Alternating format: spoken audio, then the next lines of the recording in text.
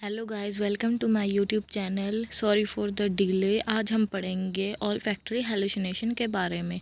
All factory word use होता है smell के लिए। इसमें पर्सन को क्या होता है, अनप्लीजेंट स्मेल आती है जो एग्जिस्ट नहीं करती एनवायरनमेंट में। सो इसकी डेफिनेशन क्या है? These hallucinations involve experiencing smells that don't exist और that no one else can smell. इसमें क्या होता है, पर्सन को आते हैं अनप्लीजेंट स्मेल आती है बट वो दूसरों के लिए एग्जिस्ट नहीं करती, सिर्फ वही एक्सपीरियंस करता है जिसको ऑल्फैक्टरी हेलुसिनेशंस आते हैं। तो ये क्या था, ऑल्फैक्टरी हेलुसिनेशन किसका पार्ट है? हेलुसिनेशंस का। इसका नेक्स्ट पार्ट है टैक्टाइल हेलुसिनेशंस। टैक्टाइल हेलुसिनेशंस में क्या होता है, टैक्टाइल वर्ड यूज़ होता है टच के लिए। इसमें क्या होता है, पर्सन को है ना अनप्लीजेंट अनयूजुअल टच फील होते हैं इसमें पर्सन को, बट वो एग्जिस्ट नहीं करते। These hallucinations cause you to feel touch on your body. इसमें क्या होता है कि पर्सन को फील होता है कि उसकी बॉडी पे टच हो रहा है, कोई टच कर रहा है, और movement in your body that's not real. और उसको लगता है कि जो बॉडी है उसके अंदर भी मूवमेंट चल रही है लेकिन वो रियल नहीं होती।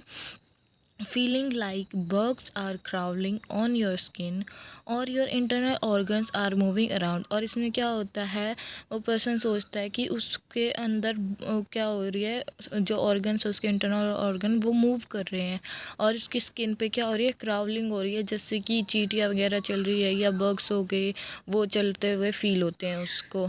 और नेक्स्ट है हमारा gustatory hallucination. Gustatory word use होता है टेस्ट के लिए। इसमें क्या होता है, पर्सन को अजीब सा टेस्ट फील होता है माउथ के अंदर बट वो एग्जिस्ट नहीं करता। These hallucinations cause taste that are often strange और अनप्लीजेंट। वो उसके लिए स्ट्रेंज और अनप्लीजेंट होता है, वो ऐसा टेस्ट एक्सपीरियंस करता है। इसका एग्जांपल क्या है, मेटालिक टेस्ट आता है मेनली उसको, पर्सन को। अब इसका एक पॉइंट है, इम्पोर्टेंट पॉइंट है, इसको आप वो कर लेना, स्टार मार्क कर लेना। These hallucinations are relatively common symptom for people with epilepsy. ये जो हेलुसिनेशंस होते हैं ये किस में कॉमन होते हैं, ये सिम्टम जो हमने ये गस्टेटरी पढ़ा है, टैक्टाइल पढ़ा है, विजुअल और ऑडिटरी पढ़ा है, ये किसके कॉमन सिम्टम है? एपिलेप्सी के। ओके, नेक्स्ट टॉपिक है हमारा इल्यूज़न। इल्यूज़न क्या होता है, इसमें हम किसी भी चीज़ को या फिर किसी भी थिंग को हम इनकरेक्टली परसीव करते हैं। ए थिंग दैट इज़ और is likely to be wrongly perceived और इंटरप्रेटेड बाय द सेंसेस। इसमें क्या होता है, रॉन्गली परसीव होती है और इंटरप्रेटेड की जाती है सेंसेस के थ्रू। इसमें क्या बोलेंगे हम इस चीज़ को, मिस इंटरप्रिटेशन। सो इसका एग्जांपल क्या है, रोप एज अ स्नेक। मतलब होती है रोप बट पर्सन को क्या लगता है कि वहाँ पे स्नेक है। ओके, नेक्स्ट टॉपिक आता है हमारा साइकोसिस। साइकोसिस क्या होती है, 3 टाइप की होती है, फंक्शनल, डिमेंशिया साइकोसिस और डिलीरियम साइकोसिस। और फंक्शनल साइकोसिस में क्या होता है, they have something wrong with the chemicals of brain not structure. इसमें क्या होता है, ब्रेन के केमिकल्स में प्रॉब्लम होती है, स्ट्रक्चर के अंदर कोई प्रॉब्लम नहीं होती। एंड इसमें क्या होता है, जो पर्सन होता है वो रियलिटी को लर्न कर पाता है बिकॉज उसके किस में है, केमिकल्स में प्रॉब्लम, स्ट्रक्चर में नहीं है, तो इसलिए उसको रियलिटी का पता होना ज़रूरी होता है, उसको हम रियलिटी बता सकते हैं। इसमें क्या होता है, टाइप्स क्या है इसके, 4 टाइप्स आते हैं इसके अंदर। स्किज़ोफ्रेनिया आता है इसके अंदर, स्किज़ोफ्रेनिया वाले पेशेंट्स आते हैं। स्किज़ो अफेक्टिव आता है। स्किज़ो अफेक्टिव में क्या होता है, स्किज़ोफ्रेनिया के साथ साथ मूड डिसऑर्डर भी होते हैं पर्सन को। मूड डिसऑर्डर हमारे 2 टाइप के होते हैं, एक मेनिया, एक होता है हमारा डिप्रेशन। और इसके अंदर नेक्स्ट टाइप क्या है इसका, मेजर डिप्रेशन एंड मेनिया। ये 4 टाइप्स है किसके, फंक्शनल साइकोसिस के।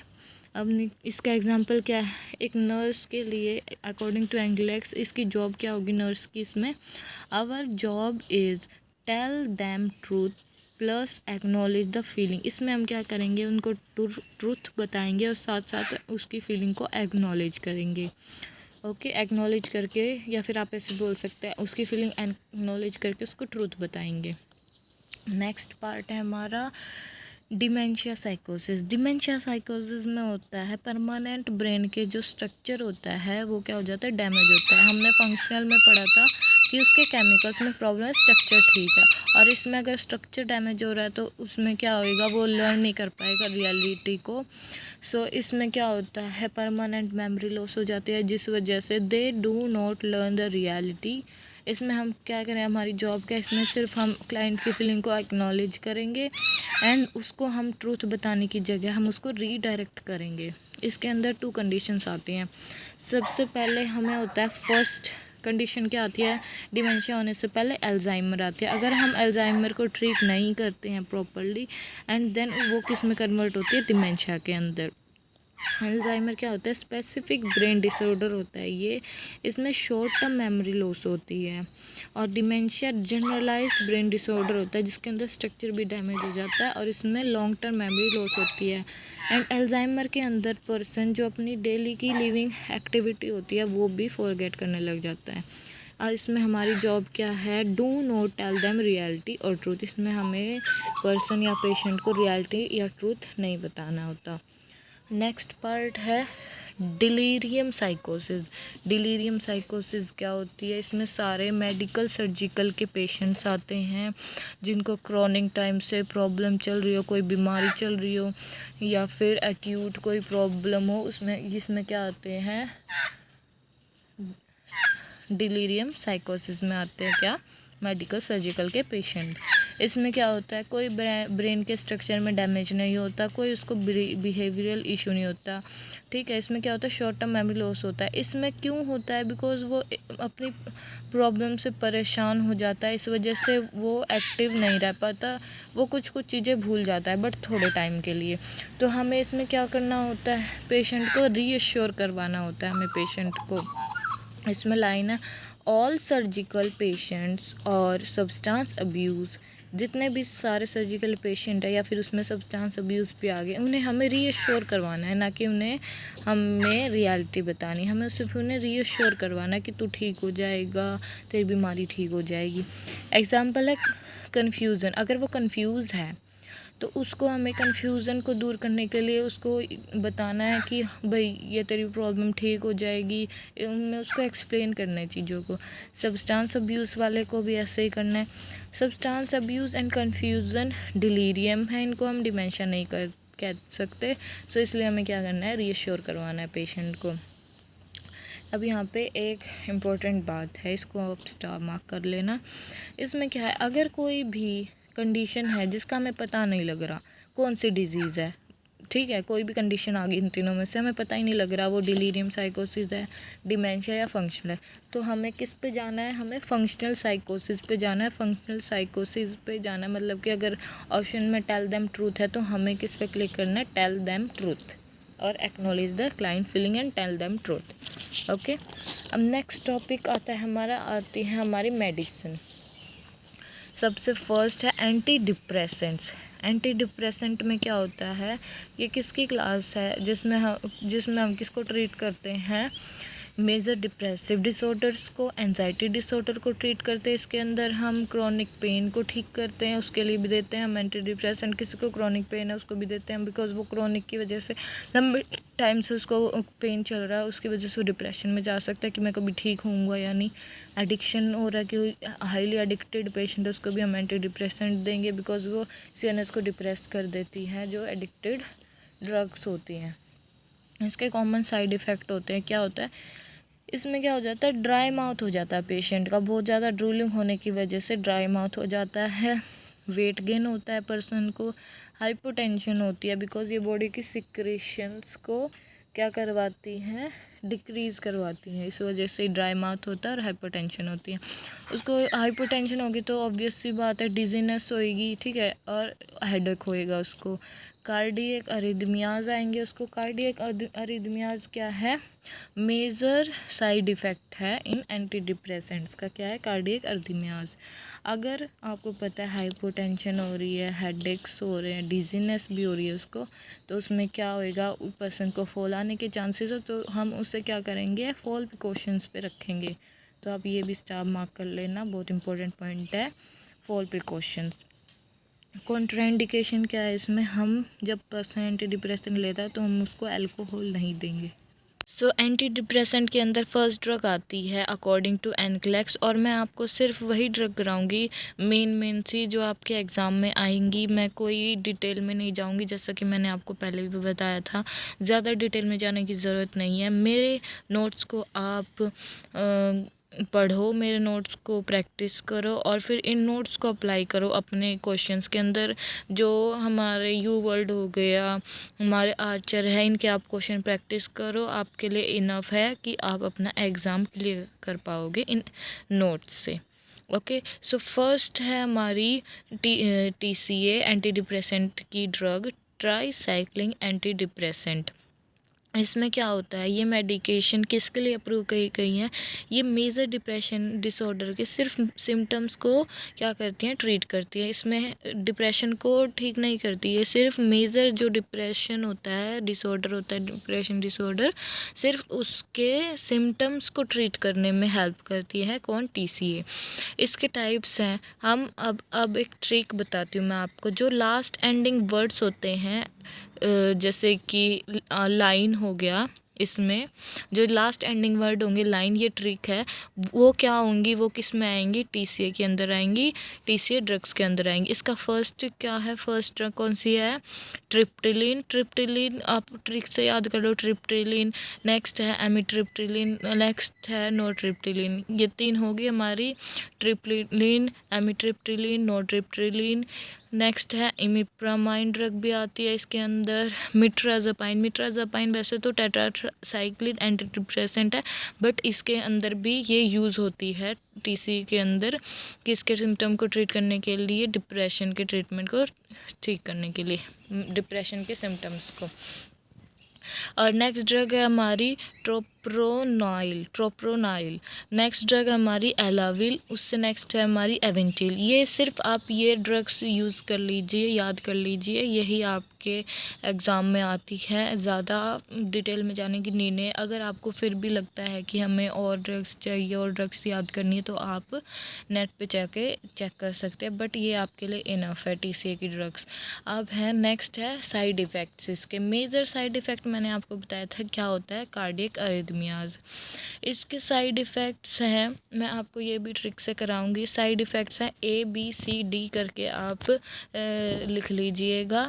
A से है हमारा एंटीकोलिनर्जिक। एंटीकोलिनर्जिक इफ़ेक्ट देती हैं ये ड्रग्स। एंटीकोलिनर्जिक का क्या मतलब होता है? जो हमारी बॉडी की सिक्रीशंस होती हैं, जो एंटीकोलिनर्जिक इफ़ेक्ट है वो उसको क्या करता है, डिक्रीज़ करवा देता है।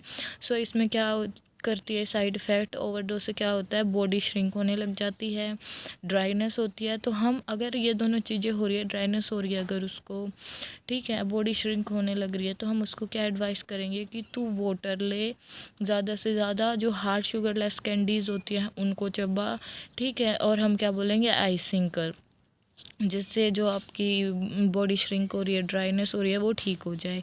ब्लड विज़न अगर होती है तो हम उसको क्या बोलेंगे, आई लुब्रिकेंट का यूज़ करें। क्या करें, गिव फॉल प्रिकॉशंस, और फॉल प्रिकॉशंस बोलेंगे उसको कि तू अपना, अगर तुझे लग रहा है कि तुझे डिजीनेस वगैरह, तो तू क्या करे, ब्लड विज़न हो रही है तो फॉल प्रिकॉशंस ले। कॉन्स्टिपेशन, हम क्या, अगर उसको कॉन्स्टिपेशन होती है पेशेंट को, तो हम बोलेंगे फाइबर रिच डाइट के लिए फॉलो करने के लिए, जिसके अंदर फाइबर ज़्यादा होता है। और अगर उसको ड्राउजीनेस हो रही है तो हम क्या करेंगे, जो मेडिसिन होती है वो बेड टाइम पे देंगे, बिकॉज ये क्या कॉज करती है, डिजीनेस वगैरह, हेडेक वगैरह कॉज कर सकती है, फॉल के चांसेस, इसलिए हम इसको बोलेंगे कि तू बेड टाइम पे ले। लास्ट क्या है इसका साइड इफ़ेक्ट, यूफोरिया होता है इसमें, ठीक है। यूफोरिया क्या होती है, यूफोरिया का मतलब क्या होता है कि बहुत ज़्यादा वो हैप्पी फील करता है, तो इसमें क्या होता है, ये साइड इफ़ेक्ट आता है इसका, ठीक है। नेक्स्ट है इसका, नेक्स्ट है, हम इसके एक्शन के बारे में बात करें तो जो TCA होती हैं वो स्लो एक्टिंग ड्रग्स होती हैं। ये कितना टाइम लेती हैं वर्क करने में, 2 to 4 वीक्स लग जाते हैं इनको अपना इफ़ेक्ट दिखाने में, डिप्रेशन को ट्रीट करने में, ठीक है। इतने जो 2 to 4 का वीक के अंदर उसके जो फर्स्ट 14 डेज होती है, जैसे कोई पेशेंट ने स्टार्ट किया, उसके फर्स्ट 14 डे क्या होएगी, ये क्या करवाएंगी, ये ड्रग्स एनर्जी लेवल को बॉडी के अंदर इंक्रीज़ करवाएंगी, ठीक है। No affect on depression, but depression पे कोई इफेक्ट नहीं डालेंगी, ये सिर्फ एनर्जी इंक्रीज करवाएंगी बॉडी के अंदर। लेकिन जो डिप्रेशन को ट्रीट कब करेंगी, 2 to 4 वीक लगते हैं इसको ट्रीट करने में। तो उस टाइम पे जब एनर्जी इंक्रीज़ होती है तो हमें क्या ध्यान रखना है कि पेशेंट का बहुत ध्यान रखना है, क्योंकि उसमें एनर्जी इंक्रीज़ होगी तो फिर वो क्या कोशिश करेगा, सुसाइड करने की भी कोशिश कर सकता है, खुद को हार्म करने की कोशिश कर सकता है। इस वजह से हमें उसको 1-to-1 सुपरविज़न पे रखना होता है। ठीक है। नेक्स्ट है इसका पॉइंट, जो टीसी होती है, जो MAOI ड्रग होती है, मैं आपको आगे करवाऊंगी, ये भी एंटी डिप्रेसेंट है। इस ड्रग के साथ हमें कभी भी TCA नहीं देनी होती। नेक्स्ट ड्रग है हमारी SSRI। SSRI क्या होती है, सेलेक्टिव सेरोटोनिन रीअपटेक इनहिबिटर। ठीक है। इसमें क्या होता है, ये क्या होती है, क्लास होती है जो किसको ट्रीट करती है, सेलेक्टिव सेरोटोनिन। डेफिनेशन देखते हैं इसकी। Selective serotonin reuptake inhibitor are a class of drugs that are typically used as antidepressant in the treatment of, किसको ट्रीट करती है, मेजर डिप्रेसिव डिसऑर्डर को, एंजाइटी डिसऑर्डर को, और जो अदर साइकोलॉजिकल कंडीशंस आती हैं पेशेंट के अंदर उनको ट्रीट करने में काम आती है SSRI। वो जो TCA थी, हमने TCA की बात की थी, वो किसको ट्रीट कर रही थी, उसके सिम्टम्स को, जो मेजर डिप्रेसिव के। और ये किसको ट्रीट करती है, हमारे मेजर डिप्रेसिव डिसऑर्डर को ठीक करती है, एंजाइटी को भी ठीक करती हैं ये, और अदर साइकोलॉजिकल कंडीशंस को भी ठीक करती हैं ये। ठीक है। अब हमें जब ये हम लेते हैं, क्या किसी पेशेंट को देते हैं ड्रग्स, तो हमें क्या ध्यान रखना है, ये क्या करवाती है, लीवर टॉक्सिसिटी कॉज करवाती है, लीवर पे बहुत ज़्यादा इफेक्ट डालती है। तो हमें हमेशा क्या करना है, किसी भी पेशेंट को देने से पहले हमें क्या करवाना, जो उसका LFT टेस्ट होता है लीवर के लिए, लीवर फंक्शन टेस्ट होता है, वो चेक करना होता है कि उसका लीवर प्रॉपरली वर्क कर रहा है, ठीक है या नहीं है। अगर उसके लीवर में प्रॉब्लम है तो हमें ये ड्रग नहीं देनी होती। एंड इसकी ट्रिक क्या है, जितनी भी ड्रग्स के पीछे टाइन मिलेगा, ठीक है, एंडिंग वर्ड्स, वो किससे रिलेटेड है, वो है SSRI की ड्रग्स। ठीक है। इसके एग्जाम्पल है कुछ, पहले तो टाइन वाले ही देख लो आप, जैसे कि फ्लोक्सिटिन हो गया, पेरोक्सिटिन हो गया, डुलोक्सिटिन हो गया। ठीक है। ये सारी क्या है, SSRI है।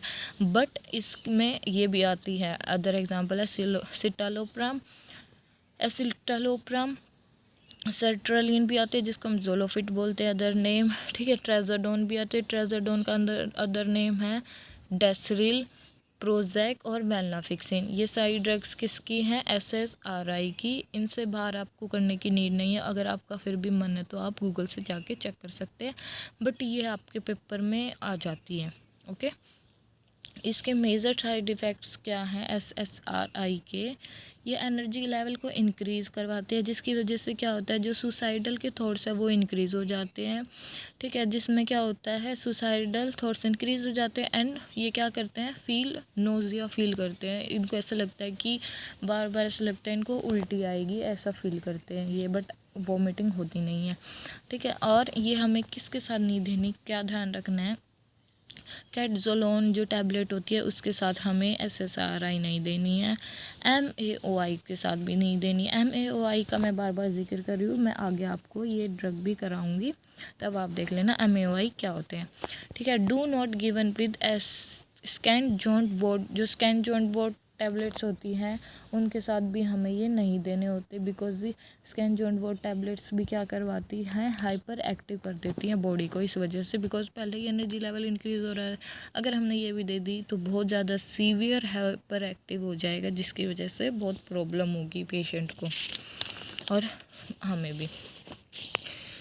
सो इसके साइड इफ़ेक्ट्स है मेजर, हमने पीछे पढ़ लिए हैं। ठीक है। इसके साइड इफ़ेक्ट क्या हैं, इंसोम्निया होगा पेशेंट को। सो हमें क्या करनी है, जो ड्रग है वो हमें क्या करनी है, मॉर्निंग में देनी है। ठीक है। और क्या करना है, इसके वही ट्रिक से याद करेंगे हम, एंटीकोलिनर्जिक इफेक्ट आएगा। ठीक है। जिसकी वजह से बॉडी श्रिंक होएगी, ड्राइनेस होएगी, वही आपको वही सब रिपीट करना है, take hard sugarless candy वगैरह। ठीक है। ब्लड विजन के लिए वही eye lubricant, fall precaution. Constipation के लिए हम बोलेंगे वाटर ले, ज़्यादा से ज़्यादा रिच फाइबर डाइट ले। अब एक साइड इफ़ेक्ट अलग है इसका, इसमें क्या होगा, सेक्सुअल डिसफंक्शन करवाती है, ये जो हमारी जो सेक्सुअल एक्टिविटी होती है उसमें प्रॉब्लम करवाती है, लो लिबिडो करवा देती है। लो लिबिडो का क्या मतलब होता है, जो सेक्सुअल एक्टिविटी होती है उसके अंदर पर्सन का इंटरेस्ट कम हो जाता है, lack of interest in sexual activity. और लास्ट वही यूफोरिया। अब इसकी बीच में एक ड्रग आती करवा देती हूँ मैं आपको। यहाँ पे सेक्सुअल एक्टिविटी का ज़िक्र हो रहा है, तो अगर किसी ने विबग्रा ले ली, ठीक है, विबग्रा जिसके पीछे एफिल आता है, ठीक है, एफिल का क्या एग्जाम्पल है, सैडनाफिल। हमें ये ड्रग कभी भी नहीं देनी है SSRI के साथ, बिकॉज वो सेक्सुअल एक्टिविटी को इंक्रीज़ करवाती है। सो अगर ये भी दे दी हमने और ये भी दे दी तो इसमें बहुत ज़्यादा सेक्सुअल डिसफंक्शन हो जाएगा। इस वजह से हमें विबग्रा अवॉइड करनी है SSRI के साथ। उसका एग्जांपल क्या है, सैडनाफिल। और एग्जांपल आप उससे देख लेना नेट से, ठीक है। अगर आपको कोई क्वेश्चन आ गया है भाई कि एक पेशेंट है, उसको क्या है, डिप्रेशन है, और उसको हमने SSRI ड्रग्स दे रखी है, और उसमें आ गया कि हम उसको सैडनाफिल देंगे या नहीं देंगे, तो हमें नहीं देनी, अवॉइड करनी है। Do not give SSRI with sildenafil. Next point है वही, ये भी क्या होती है, स्लो एक्टिंग ड्रग होती है। एक्शन इसका स्लो होता है, 2 to 4 वीक लगाती है काम करने में, वर्क करने में। और फर्स्ट के जो 14 डेज़ होते हैं जब हमने स्टार्ट करी है, तो एनर्जी लेवल इंक्रीज़ करवाती है, ठीक है, जिसकी वजह से क्या हो जाता है, पेशेंट को वही एनर्जी इंक्रीज़ हुई है तो उसको सुसाइड अटैम्प्ट करने के चांसेस भी होते हैं, हार्म करने के चांसेस भी होते हैं, अदर को हार्म करने के भी चांसेस होते हैं। इस वजह से हमें क्या करना है, पेशेंट को 1 to 1 सुपरविज़न में रखना होता है, उसको हम अकेला नहीं छोड़ सकते। नेक्स्ट इसमें पॉइंट आ जाता है MAOI। मैंने आपको बताया था कि मैं MAOI के बारे में बताऊंगी। अभी सिर्फ छोटी सी एक लाइन है जिसमें मैं बताऊंगी क्यों नहीं देनी। अगर हमने मान लिया हमने उसके साथ दे दी, SSRI के साथ MAOI दे दी, तो उसकी वजह से बॉडी के अंदर क्या प्रॉब्लम होगी, सेरोटोनिन सिंड्रोम क्राइसिस हो जाएगी, या हम इसको हाइपरटेंसिव क्राइसिस भी बोल सकते हैं, जिसमें हमारा BP इतना हाई हो जाएगा, बहुत ज़्यादा हाई हो जाएगा, ठीक है। और क्या करवा देगी, जो स्कैनजोन्ट है बॉडी को हाइपर एक्टिव करवा देगी, जिसकी वजह से पेशेंट की डेथ भी हो सकती है, बहुत ज़्यादा प्रॉब्लम हो सकती है पेशेंट को, कार्डियक अरिथमियाज, कार्डियक प्रॉब्लम भी हो सकती है। सो हमें इन दोनों ड्रग्स के साथ कभी भी नहीं देनी है क्या, SSRI टैबलेट, ओके। इसके साइन सिम्टम क्या आएंगे, जब हम ये बॉडी हाइपर एक्टिव हो जाएगी, जब अगर हमने इसके साथ दे दिया है, तो इनके क्या साइन सिम्टम आते हैं, पेशेंट को अल्टर्ड मेंटल स्टेटस होगा, रेस्टलेसनेस बॉडी हो जाएगी उसको कन्फ्यूज़न होएगी बहुत ज़्यादा, वो डिसोरिएंटेटेड भी हो जाएगा, हाइपरटेंशन होएगी, BP इंक्रीज़, फेशियल फ्लैशेस, जब हमारी बॉडी में सब कुछ इंक्रीज़ हो जाएगा, हमारा टेम्परेचर भी इंक्रीज़ होएगा, तो हमें फेशियल फ्लैशेस आएंगे, जैसे ऐसे लगेगा बहुत ज़्यादा गरम गरम सा निकल रहा है हमारे अंदर से, कुछ ऐसा फील होएगा, उसको बोलते हैं फेशियल फ्लैशेस। उसको ट्रेमर्स होएंगे, ठीक है, टेम्परेचर इंक्रीज़ हो जाएगा, टैकीकार्डिया होएगा, उसको एटेक्सिया क्या होता है, इसमें जो हमारी बॉडी की मसल की मूवमेंट होती है वो एबनॉर्मल हो जाती है, वो क्या होता है, एटेक्सिया होता है, ठीक है। और एजिटेटेड हो जाएगा वो बहुत ज़्यादा, ठीक है। Thank you so much. Next drug के बारे में हम नेक्स्ट टॉपिक में पढ़ेंगे, जिसका क्या नाम है, MAOI। ये भी हमारी क्या होती है, एंटी डिप्रेसेंट होती है। इसके बारे में हम फर्दर क्लास में पढ़ेंगे। Thank you so much. For more notes मेरे चैनल को सब्सक्राइब कर लीजिए, एंड थैंक यू आपके अप्रिसिएशन के लिए, आपके टाइम के लिए।